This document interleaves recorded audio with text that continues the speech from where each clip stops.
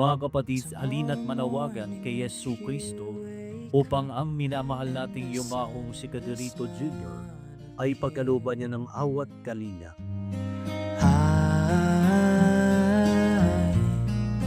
I will be here.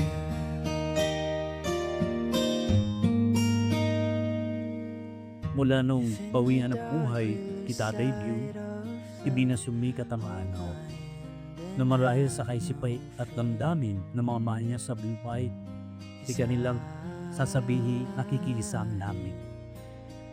Na sa kasabay ng inyong pagkamis ay ang malakas na ulan pagbubos ng ulan.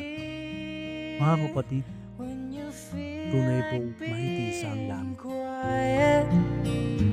When you need to speak your mind, I will listen. And I will be here when the laughter turns to crying. Through the winning, losing, and trying, we'll be together. 'Cause I will be here.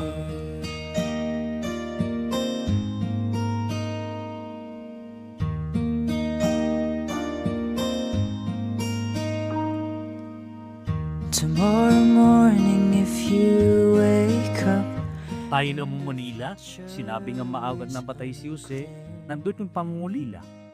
Na po, kung tayo nagkakasakit, si Yesu Kristo po, nagpakasakit. At kung tayo po'y namamatay, dulo ng pagpapakasakit ni Kristo'y pag-aalay ng bibay. Kaya po doon natin makikita nakikisa kalagaan lalo sa pagsusubok na naman sa buktupian anak para samahan tayo hanggang kamatayan, sinasamahan tayo sabagat nais niya tayo isama sa anyang pagkabuhay. I will be here.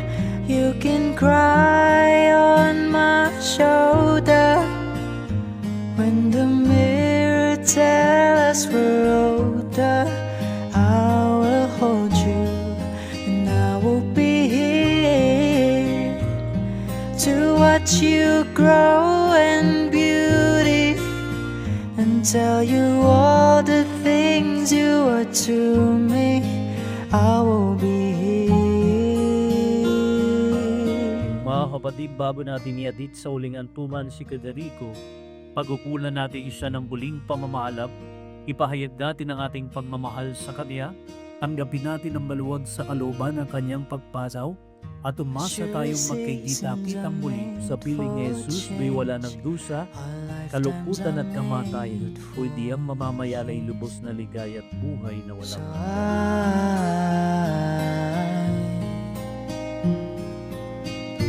I will be here, we'll be together.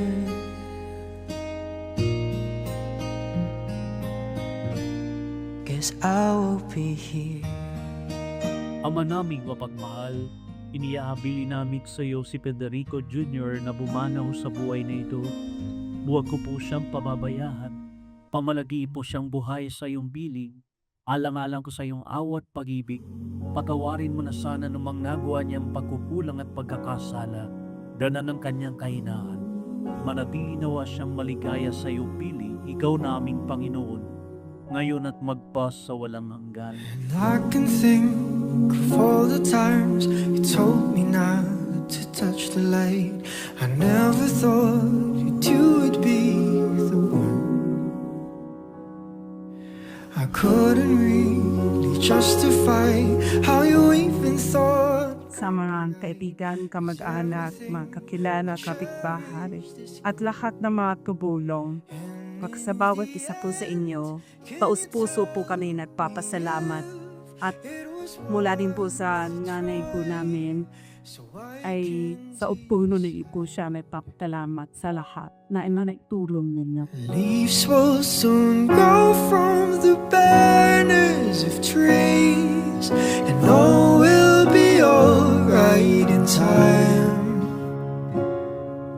From waves overgrown come the calmest of seas, and all will be Kaya naman po naniniwala ako at panghawakan natin na si Federico Jr. ay kahandaan umaharap sa Panginoon. Pero huwag natin ipagpalagay tayo ay hindi na ikontestan. Sa kanyang pamilyang minamahal, kaya Diyos pagmamahal sa kanya.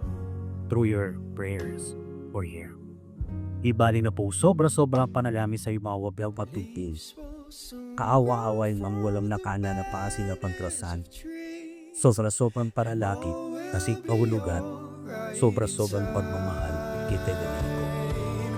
Waves of the crown come the calmest of seas, and all will be alright in time. And wounds of the past will eventually heal. I said all will be alright in time. 'Cause all of this comes with a love that is real. I said all will be alright in time. I said all will be alright in time. I said all will be alright in time. And all will be Paalam mo sa iyo, kapatid naming pumanaw, mapasapiling ganawa ng pong may kapalang Pagpapala ng Diyos ay pabunin mo, Federico. Sa paraiso magkikita-kita muli tayo. Ikaw nawa, Federico, ay samahan ng mga santo. Kahit kabay nauna, tayo rin magsasama-sama upang lagi tayo yumigaya sa piling ng Diyos Ama. to forgive.